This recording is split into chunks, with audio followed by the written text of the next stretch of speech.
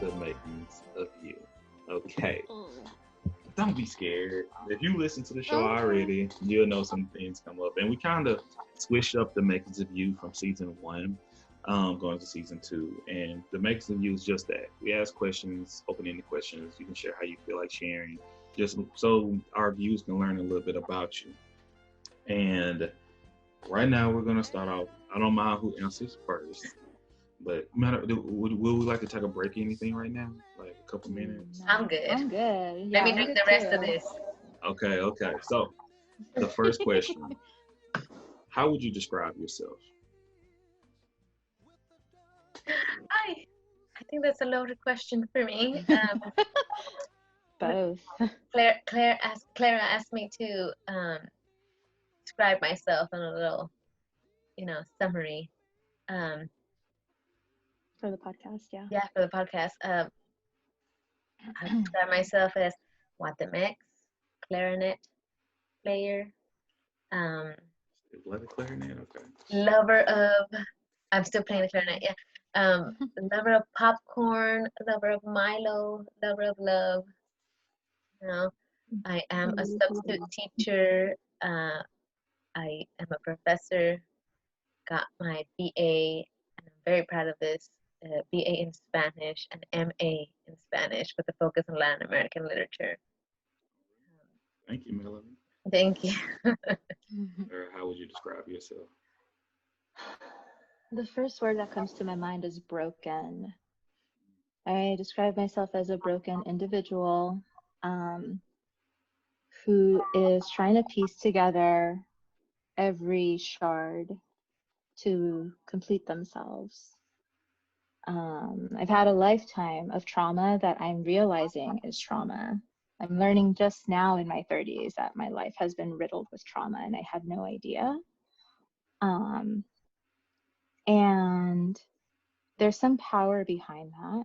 And that's what's helping me kind of like gather all the pieces together and super glue them and like, do what I can to be whole again. And because of that, I consider myself a survivor. Wow. And, I write a lot. I write poetry, I do journaling, prose, and if you go as far back as like 10, 15 years ago in my journals, the word survive has been the constant theme in my life. And that is all I do. I know how to do, so. Once again, thank you for sharing. How would you define your childhood and upbringing?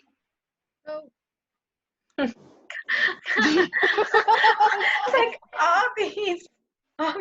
This is the makings of you. These questions.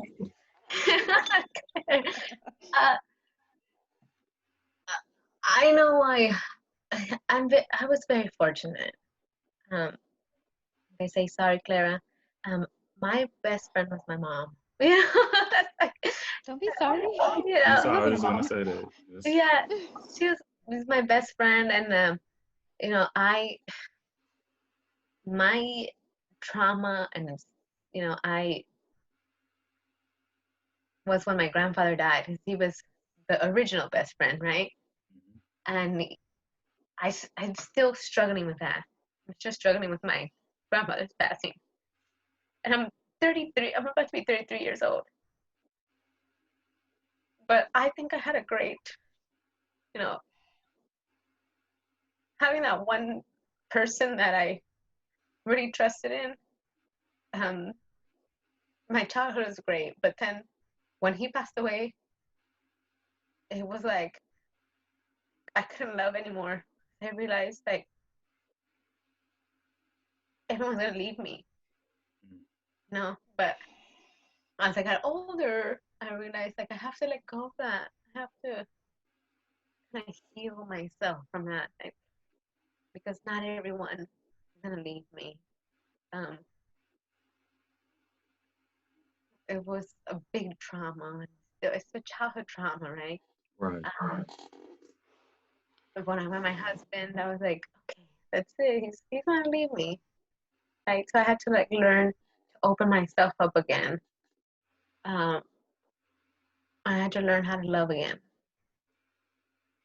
Melody, Hey, thank you, thank you, thank you. Yeah.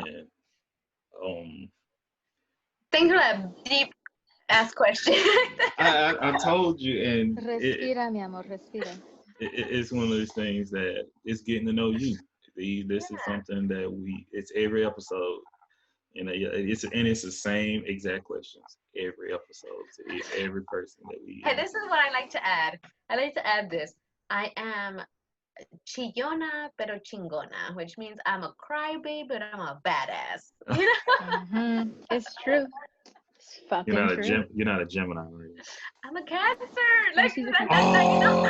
Now That you was get my it. next one. Our episode that just will be coming out before this one. We talked about zodiac signs with some guests. Oh, hell yeah. Now you get it. Now you get this. Claire. Damn. Claire. What? I know. So? And you know what? If you don't want to answer the question, that's perfectly fine as well. I forgot what the question was. The question was, how would you describe your childhood and upbringing?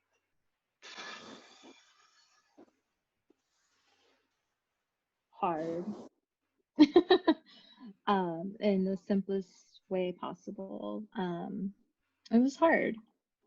I mean, there were moments where I was happy, and a lot of the memories that I have of my childhood aren't happy memories. I've experienced a lot of loss and abandonment and a lot of pain from a very young age. And it takes me some time to remember the best of times. And often they coincide with the worst of times. And I feel like Melody can attest to that because she was around for a lot of it. And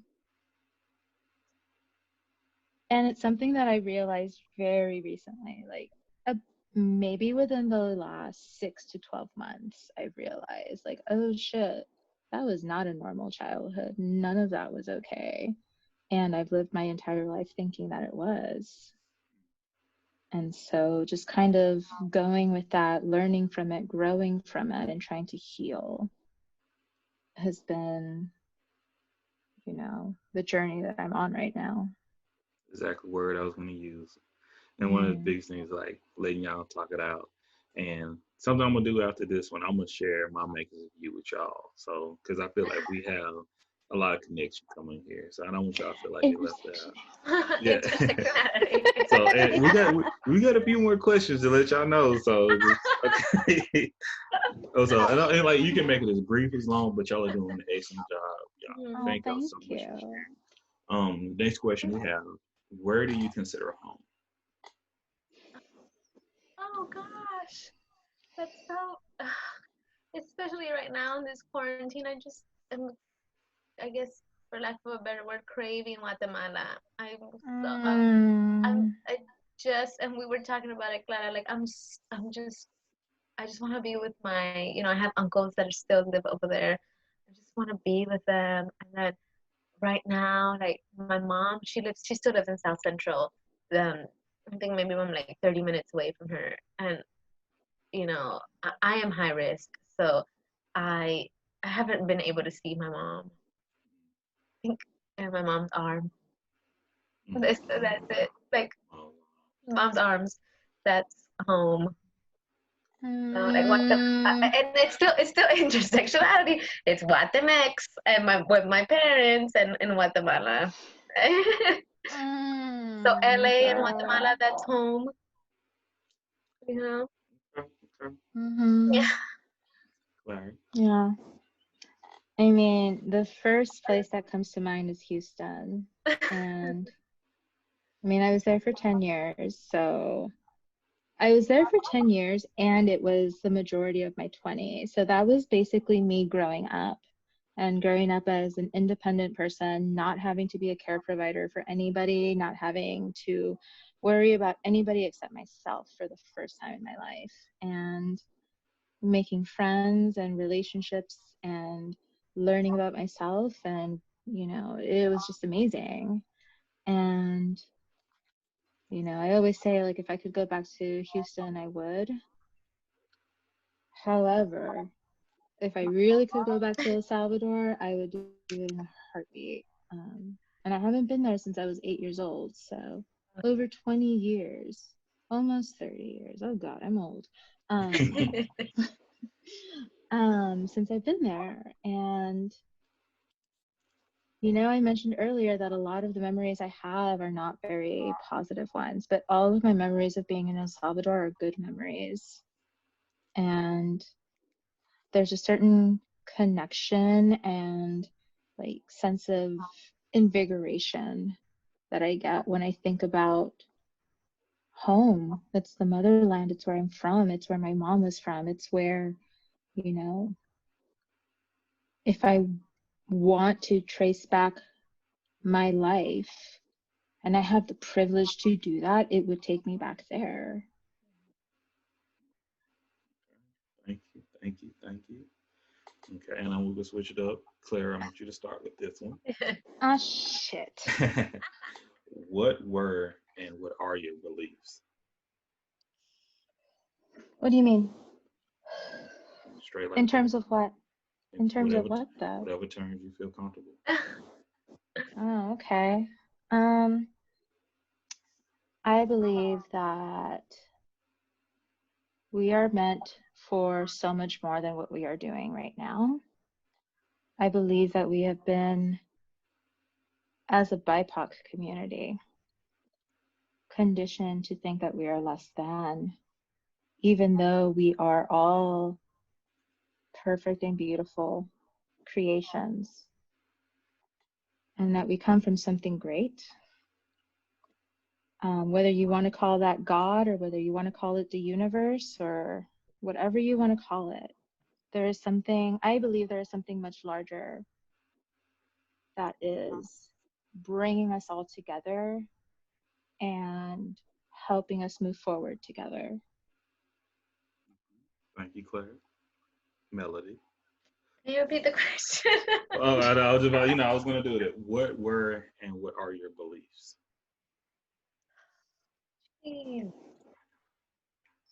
Oh man, it's like he's just asking all these like profound questions, I right? know, The man. makings of you.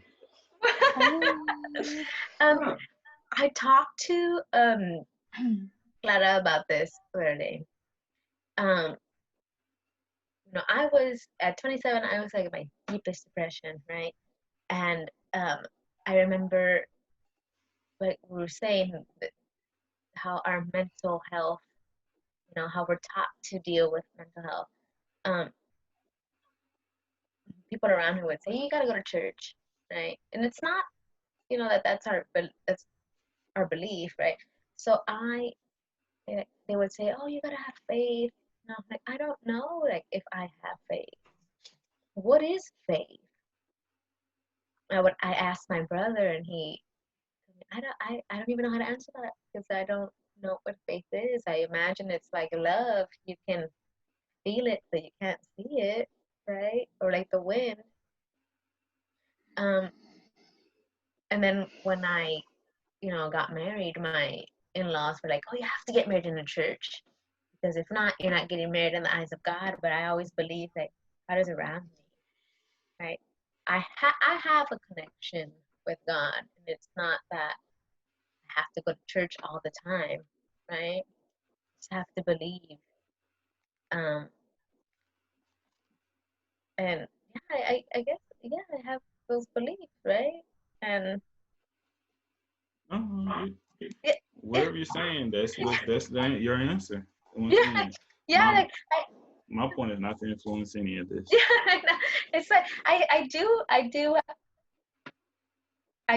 have a strong connection with God, and that is my belief. But there's sometimes and I told Claire there's a song by I think it's Juanes.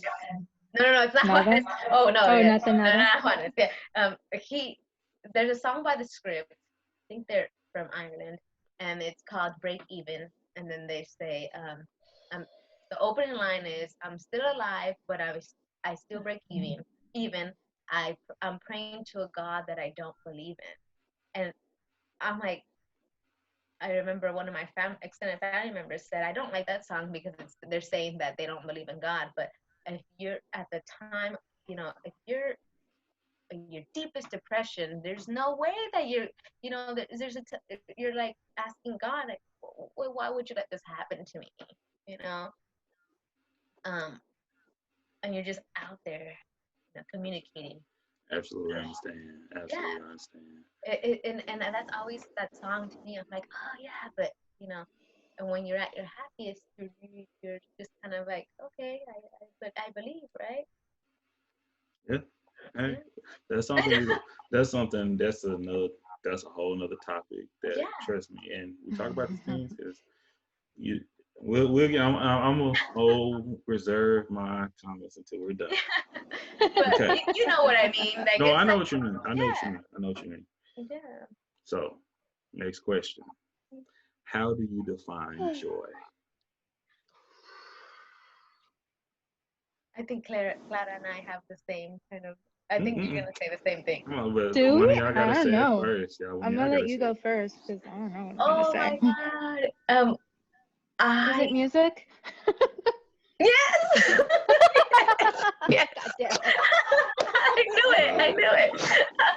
So joy is I, music. Okay. yes, Joy like is music. we met in band class. It's only, perfect to say this, but I see a therapist, right? Talking about that mental health. I see a therapist, and our connection, you know, our connection is music. And he once asked me, um, describe how you want to feel. I couldn't describe it with happy or sad, you know. I want to feel accomplished, whatever. I described it with music. And I don't know if you know, there's the Don Henley song. It's called "Boys of Summer." I And think I do. you know that song? Yeah. So I said I can describe it with words. I can describe it with music, and because he said, How do you want to feel? In my head, I was like, I want to feel happy, but I don't want to say happy. I want to describe it to you with a song, Mm. and the song is about a breakup, about this guy waiting to get back with this girl until the boys of summer are gone, right? Yeah. And but there's this one line that says like, I see you walking real slow and you're smiling at everyone, and he says your brown skin is shining in the sun. Like, that's the feeling of joy to me. Like, that's Mm. it. I remember when I was in high school, I would feel that sun on my skin. I just feel so good. I'm like, that's the, that's my joy. Mhm. Mhm. Yeah. Yeah. It's similar. So as I've mentioned, from El Salvador, my family's from El Salvador, which is a coastal country. Um, and so for me, joy is being at the beach on the sand on a hot day with the waves crashing so loudly that you can't hear anything else.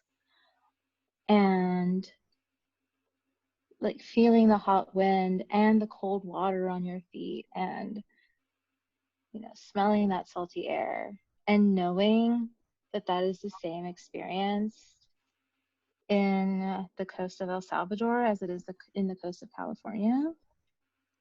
Um, and for me, it makes me feel like when, my feet are in the water, I am stepping into the same water and the same earth as my ancestors, as my mother, as everybody back in El Salvador, back home. And that is what brings me joy.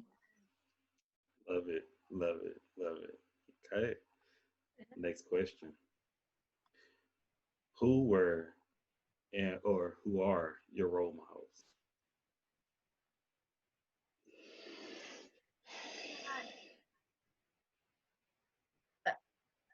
I'm sure you've got a lot of people saying the same thing. My mom. Mom. Okay. Yeah. Okay. Mom. Uh, she's so strong. Even though they're weak, they just like that put on that facade, like I'm just so strong. And I want to be like that. Thank you, Mom. Yeah. Maja. Mommy. Mommy. Madre. Yeah.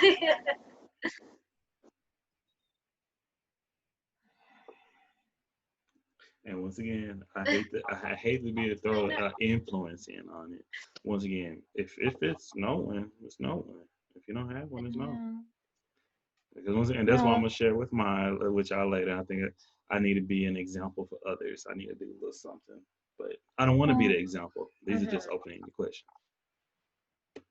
For me, it's the opposite in that I guess I had anti-role models. Like, Mm. I saw the people around me in my life, like in my family, and I knew that I didn't want the same thing that they had. I didn't want the same life, the same mannerisms. I wanted something different.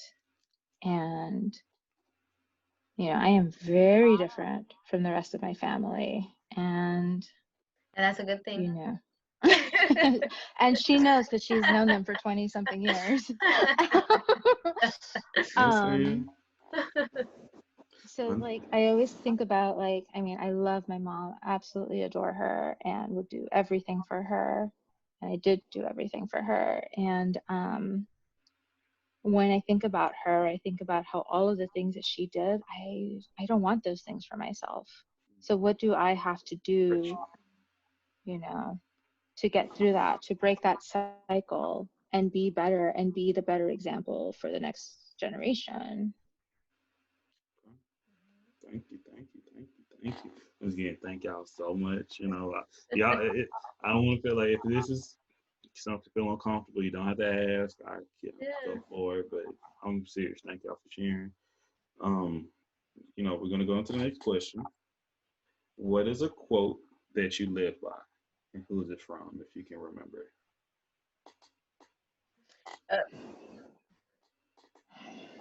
Okay. So my mom always says, she has two quotes. One is like things happen for a reason, which Clara and I have talked about, right? And another one is things don't happen when you want them to happen. They happen when things need to happen. Yeah. So that one was the best one for me because when I was so like down and out, I'd be like, oh, I'm ready. Like I just wanna like feel better now. And she would say, well, things happen when they need to happen, not when you want them to happen. So now out of that, out of that state that I was in, or I look back and I'm like, man, like it really, I never thought this time would come, but it came. But I feel okay. So I live by that one. That's something I live by quite a bit as well. Yeah. Good and bad, but Clara. Yeah. I'll say the most recent one that I've been living by, my most recent mantra. The work is hard, but we do it anyway. And that pertains to specifically equity work and dismantling systemic racism.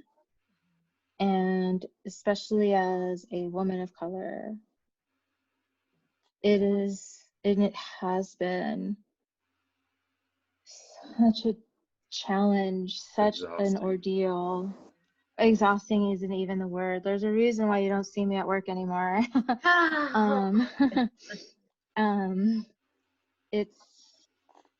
It's so much, and yet it is so important and it is so necessary that you have to find a way to keep moving forward, and like it doesn't have to be the same thing you've been doing over and over again. There has to be another way, because if it's that important, then you will find a way.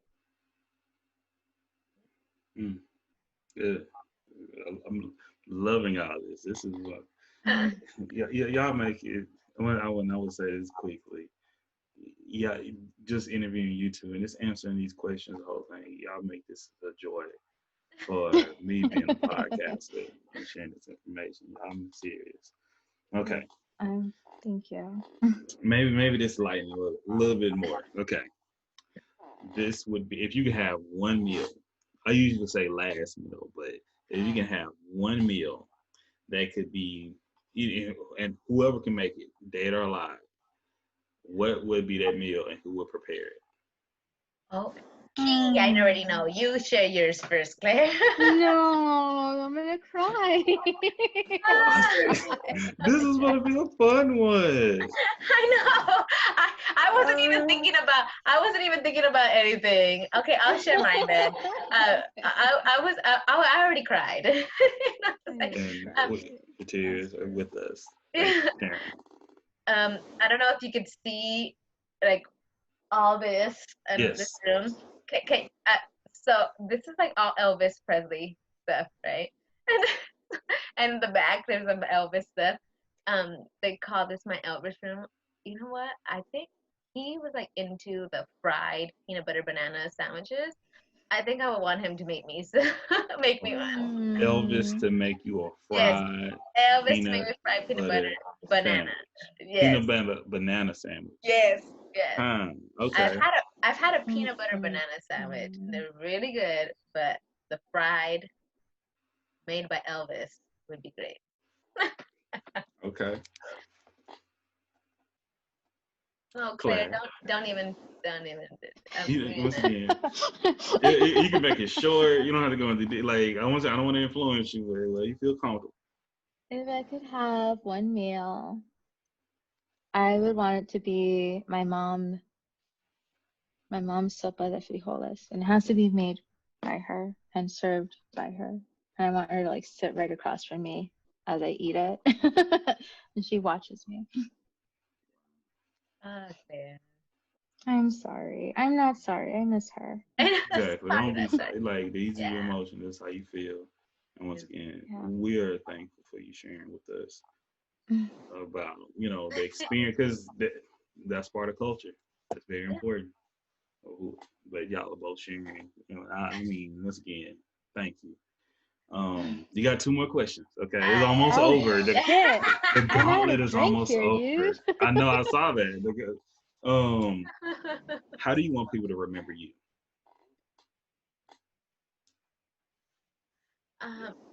That made me want to change the questions up. That I treated people with kindness. Treated people with kindness. Yeah. Those are the people to remember. I would say that. I remember somebody sharing, like this was said at somebody else's funeral, and it stuck with me. I wasn't there, by the way. Somebody else just told me that they said this. Something along the lines of they had so much love that their heart couldn't keep up with it. Wow. And as much as I say, dude, as much as I say that I hate people, because I say that a lot because I'm an introvert, and I mean, I will do anything and everything I can to help the people around me. Like, it doesn't have to be somebody I know and love. It can be anybody. And it's not because like I want that recognition. It's because I know that life is so much greater than just myself. Beautiful. And it was similar, Claire. It was similar. Okay, last question. How would you describe your culture? Oh, jeez. I'm having all these thoughts in my head. I'll start just because like the first thing that came to mind when you asked that question, specifically the Salvadorian culture, we're loud. And it's because we are a very vibrant, happy people. Despite all of the oppression and all of the war and all of the mass, murders, despite all of that pain, like we are still such a resilient and happy, community, and we bring that with us everywhere we go, and that's true for those of us who are in diaspora. Like I may not have been born in El Salvador, but I know that pain, I know that loss, and as painful as it is, it's still not enough for me to move forward and help those around me. So that's what we do. We love it. That kind of the same thing, and there's a poet from El Salvador. You know him. Hey, I know him. I am him. Yeah. Okay, so his name is Roque Dalton. Was, his dad is actually from the USA, and mom from El Salvador. So, what is it? Like, I want to think of a nickname like Guatemex for him, but I can't. South American. Well, we're all American. Central American, South American, North American. Salvadorian. He's Salvadorian. Let us have him. So he has this one of my favorite poems. It's in Spanish. It said, "Hace frío sin ti, pero se vive," which means like it's cold without you, but I survive. And I feel like that's my culture, right? Like, we know how to survive, but we lose. We know how to do. We lose these people that we love, and like connecting it to me, like I always connected that poem to my grandpa. Like, I miss you so much, but I survived. And that's the same thing with my immediate family. Like, I never thought that. I always thought about my pain and losing my grandpa, but I never thought about my grandma's pain, and I never thought about my mom's pain and my dad's pain. Yeah. But we survived. And being empathetic. Yeah. Yeah, like it wasn't until I was older I was like, hey, like I realized, hey, you guys feel too. It's not just me, it's all of you. Absolutely understand. Okay. Well, I might say, ladies, thank y'all so much. Thank y'all. I mean, this has been such an interesting, beautiful, soul-searching, educational, I mean, a handful of things I would say about this episode. And thank y'all for sharing on the Makers of You. We'll make sure to run it by, share it with you all as soon as we can. Thank you. Once again, dang, I should have said, I got to put this in the snippet earlier, but I'm going to pause it. I'm going to come right back because I have to go to the restaurant. But the reason why we do this on Everything Culture is because we want to unite each other, unite cultures, unite people. Because no matter how different we are, we're still human beings within ourselves, and that's a culture right there on this planet Earth, this great wide galaxy that we have. And Martin Luther King, and we base our works pillars of respect, communication, and consistency. And our mantra, I would say, our motto is from Martin Luther King that he said back at Cornell University years ago, that men hate each other because they fear each other. They fear each other because they don't know each other, and they don't know each other because of segregation. You have fear of one another because of segregation and miscommunication. And here on Everything Culture, we try to correct those issues by bringing one another together once again. And so we won't have so much segregation. And let's talk about our issues so we can begin to love one another, especially within the time we have right now. So once again, thank you both so much, Melody and Clara, with Intersectionality. Am I saying this correctly? Yes. Intersectionality and Diaspora. Yeah. Thank y'all so much. Make sure y'all check them out on Instagram. Y'all can follow the link. Make sure to follow us on Facebook, Instagram, at Everything Culture. Make sure to follow us on Twitter at EveryTHG Culture. Make sure to go to our website at www.everythangculture.com. And yes, it's thing, THANG. And check out the merchandise. Support us through Cash Out, Mr. D713. That's one of the best ways to do so. And we'll catch you all on the next episode. Thank you and God bless. Bye. The more you know.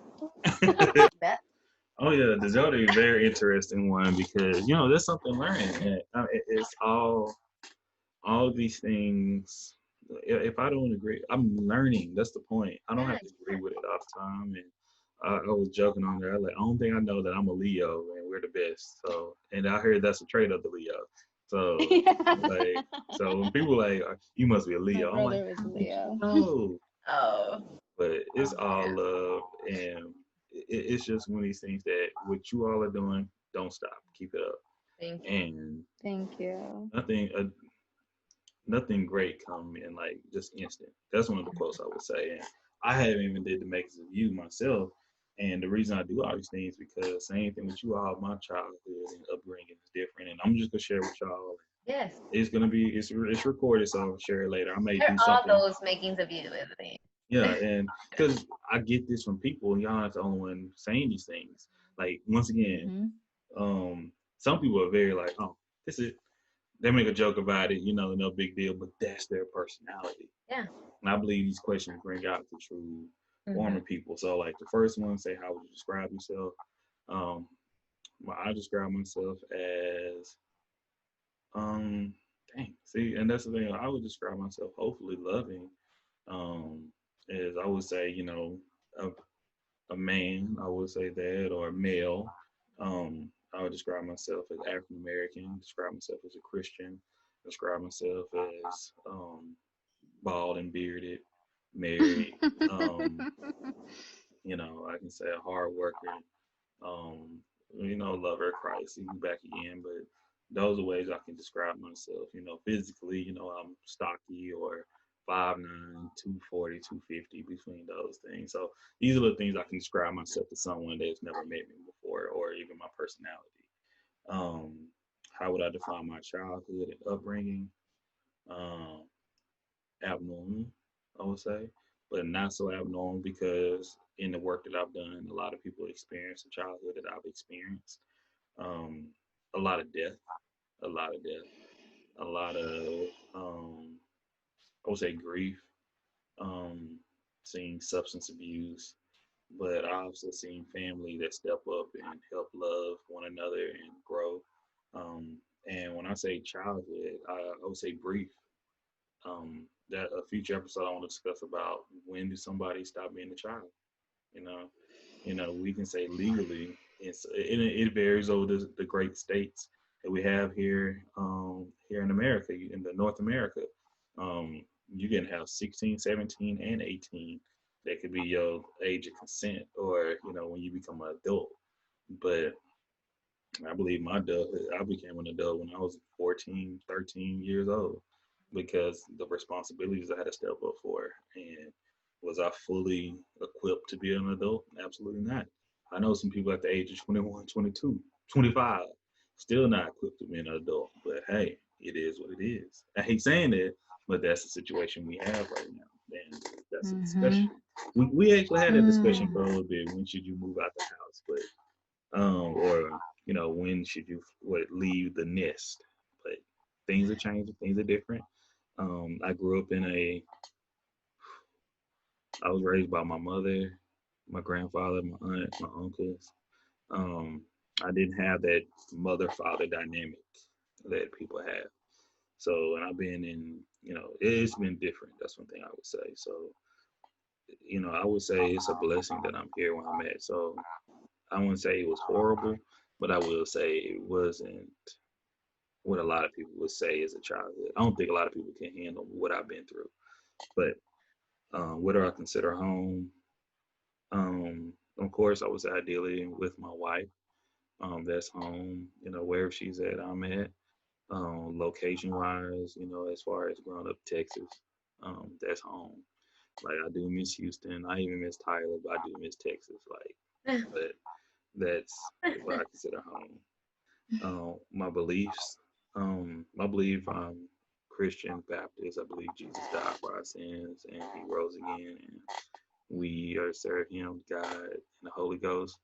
Um, and I have belief that that's what I absolutely believe in. But I also, people, I don't knock other people for what they believe in as well. But that's what I believe in. And I believe that we have to, once again, love one another because that's the main thing Jesus wants us to do is to love one another. And I do believe people, if you ever watched the Book of Eli with Denzel Washington, Yeah. that was a very deep film, very deep. And for people that's confused, and I know, well, I'm gonna say confused, that's somewhat lost at times. That's the part of it. And with Melody, what you were saying earlier, that's why I wanted just to blur out. I'm like, I know what you're going through. Okay, I understand.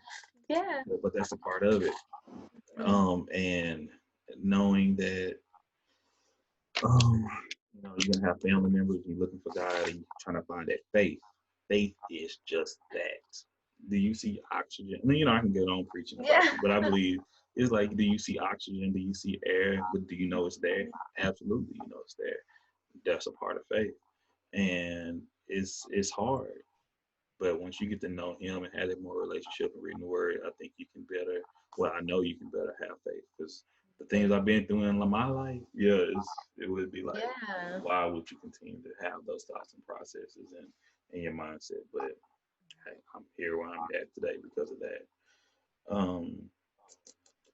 Most impactful moments in my life, and I got this exact question from when I started at CPS. And when I started at CPS, they asked, well, of course, they asked this question. And, not to knock your Melody, but I'm just speaking my point. I had some people like, my life was just so good. I don't have anything, and start crying. And I'm like, really? Like, you never had nothing? Like, she was like, yeah, graduated from high school, graduated from college, got my new puppy, and this. And I'm like, that's beautiful. Oh, Brandon, what's your impactful moments in your life? Mother, well, I said my grandmother died of Alzheimer's. Grandfather died right a year after that. Mother died. Um, Uncle died. Best friend got shot and killed in front of me. And yeah, those are some impactful moments in my life. And it's like, like, it's a little different, but I'm good, Yeah. But those are like, I just want to hug you right now, Brandon. Like, you don't even know. I know. I just want to hug you. Same thing with y'all, and that's what I say. When we meet people, we go through. We have to grow and go from it. Go from there. It's trauma molds people in different ways. But I want to say I know I have to keep going. I have my days and it's great. I have my days and it's bad. But hey, you got to make it better every day. And that's why I say I'm trying to bring them on Instagram now. 'Cause I used to say on Snapchat every day, and they know me for that. It's like, whatever you're going through, you have time to make today a great day. You have that power. Yeah. I know how you before you go to sleep, you're gonna do something that'll just turn your day around, just whatever that is. How do you define joy? Man, peace. Um, love, laughter is joy. I mean, that some of the hardest times in my life that I can think of, the bad times, and I can think of something happened and we laughed and we went from it from there. I mean, me and G-Jack, when our friend died, like he wasn't there when it happened. He was actually he was at college at the time. It was our right before, he was like at a early summer program before you go to college, and but we came back, and while me and our other friends were like standing in like our friends across the street from his house, and we were just like, man, we can't believe this is happening, and things got extremely somber. Like it's like the world stopped, and we became and these are all men, and we intend to talk about this in the future. We've been talking about it, but we really haven't had that full conversation with each other since that happened. But it's like, man, we were like, wow, it's just like, can you believe this happened to such a good guy? And then one of our friends said something crazy as hell, and we just busted out like it was like something so like out because one of our friends were going to prison, and somebody said something crazy, like just broke the ice. And every time I think of that, the hard, disheartening moment, we go back and I think of some laughter that come from it. So that's where I can find joy into anything. And Jesus Christ, and then I'll say God. I think God put this in me to find that.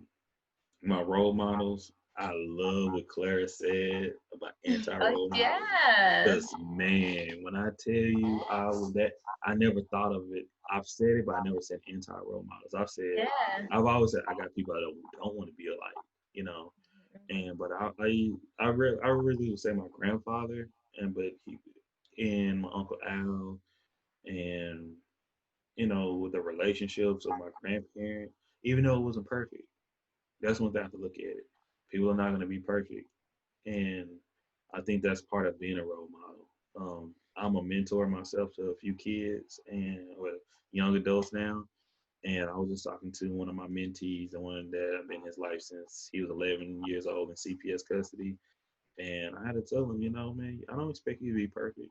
I just expect you to be better than what you think you are, and he's going through the whole experience being in college, and I'm like, dude, you got free tuition. And I hear where you coming from, but I ain't trying to hear everything you go. You make decisions, you do things, but keep pushing. So, and I tell him as his role model, I guess he say I am. I'm like, man, I'm not perfect. I got my flaws like a motherfucker. I curse. I'm like, that's a flaw. But hey, just be a loving person. I love what you said, Melody, is before because how you want to be remembered. Because I have my Aunt Pinky, and I was like, I don't have any bad words to say about that woman. And she kind of bring my quote together, but it's one of those things that like being a loving person is very important. Um, and that's why I want to be remembered by as well. So anyway, I'm getting ahead of myself. But there's a quote that you live by, and the quote that I live by is from that individual I was talking about, my Aunt Pinky. Um, and she was like, what her exact words? And it's nothing famous. It's just, it was just like basically follow your heart. When you don't, that's the only mistake you'll make. Hmm. And and I say my heart because and she followed back. She's like she's been knowing me since I was a little boy. She's seen all these things I've been through. She's seen with my mother her struggles and supporting, picking me up, taking whatever I went through in life. She was there, And as an adult, I have um and then when I say as an adult, this is in my 20s. No matter when I went back to Tyler, I would go by and see my Pinky. I don't give a if it's raining, it's storming. If I'm just coming in town for 15 minutes, I'm gonna stop and see my Pinky. She passed away a few years ago. She was like 90, 91, 92 years old. But I mean, she's one of those very rare, very few people that how can you not love this person? Still had chickens in her backyard. Didn't have a microwave in her house. Baked everything. Cooked all. It's just like just short old sweet lady. Went to church every Sunday. Involved. Like just nice. And so it was like some things she told me. She was like, I say everybody gonna second guess yourself. And when I was second guess myself, she was like, stop doing that. She like, I seen you as a little boy. You made decisions as a child that adults didn't make at this time. So when you feel like something right, right with it. It didn't help that I'm a Leo and it made me a little bit more confident, but it's the truth. I really do support that quote that follow your heart. When you doubt yourself, that's the mistake you're making. Wow. Last meal, man. Ugh, well, not last meal, but the main meal. It wouldn't be by one person. It would be Thanksgiving dinner by my family. Like the one, like potato salad by my mom. My aunt Brenda would make the salad on the dressing, not stuffing, but dressing. Very different. Um, I would have probably the ham by my aunt Brenda. I would have desserts by my aunt dessert by my aunt Weenie and my aunt Pinky, and you know the brisket with a turkey would be by my cousin Mark. He's still with us. He's just taking a little vacation right now. But you just get my family together and have that great meal put together for us. And if it can't be prepared by family and friends, it would be Mercados in Tyler, Texas.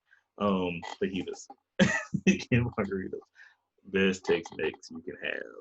Oh my gosh, like Houston Tex-Mex will hold a light candle to East Texas Tex-Mex. Excuse me, what? Until you go, I'm telling the same thing with barbecue. A lot of barbecue in Houston is trash compared to East Texas. Have you been? Just telling you the truth. I wouldn't lie to you. For a different episode, isn't it? Yes, man. I remember going to Papa's for my first time in Houston. Oh my gosh! I was like, I went there 3 times. I'm like, y'all should shut down. This is real, right? The barbecue sauce is basically oil. That's it. It's like I'm like, I wouldn't know because I'm a vegetarian, but it still sounds nasty. We'll check it. Oh, that's another conversation we have had. I would love talking about that. Okay. How would you people want to remember you? I'll try to make a difference. I love my family. And I love my community. That's the big thing about it. Hopefully, I'm not trying to get any worried about being selfish or anything like that. I just want to know I can leave an example for somebody else to be an example. The best way I can put it. And how would I describe my culture?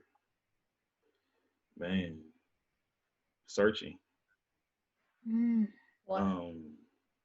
If that's one word, I would say and that goes from being a man to being African American to being a Christian. Is searching. Either you're searching for your place in society, you're searching for who you are, or you're searching about faith, what that is, and for your greater calling. All those things go hand in hand. So that's my makings of me. Wow. Which is, but anything you ask about it, that's how we want it to be. I love that segment.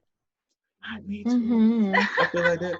And this is being recorded. I don't mind, but we really talk about it. Some people, on the show, it's like some people, we don't need it. It's too long. It's too personal. Or we should just do it where people answer it. I'm like, I like the way it's being done because the topics are nice. Because if you listen to our previous episodes, we did the makers of you at the beginning. Then we get into the topics. But sometimes it'd be a little, we'll get on the makers of you. The makers of you can go for a long period of time. So right now we're trying to break the makers of you up. And so when we start, we usually release on a Wednesday. So on Saturday, Monday, and Tuesday, the makers of you coming out about you, So that's so cool. They can see a little snippet of you because the whole point of the show is to get to know you. If we get to know you, then we get to know why you make the decisions. Why do you think the way you think? Why do you vote? Why do you date the people you date? Why do you marry the people who you marry? Who do they kind of remind you of? Why certain chores you hate to do? Why do you fold clothes a certain way? How often do you wash your ass every day? All these things mean something. I'm just being real. It's like it comes usually, and a lot of you know what? And you can find the answers to those questions on our podcast. And that's what I'm talking about. Love it. Oh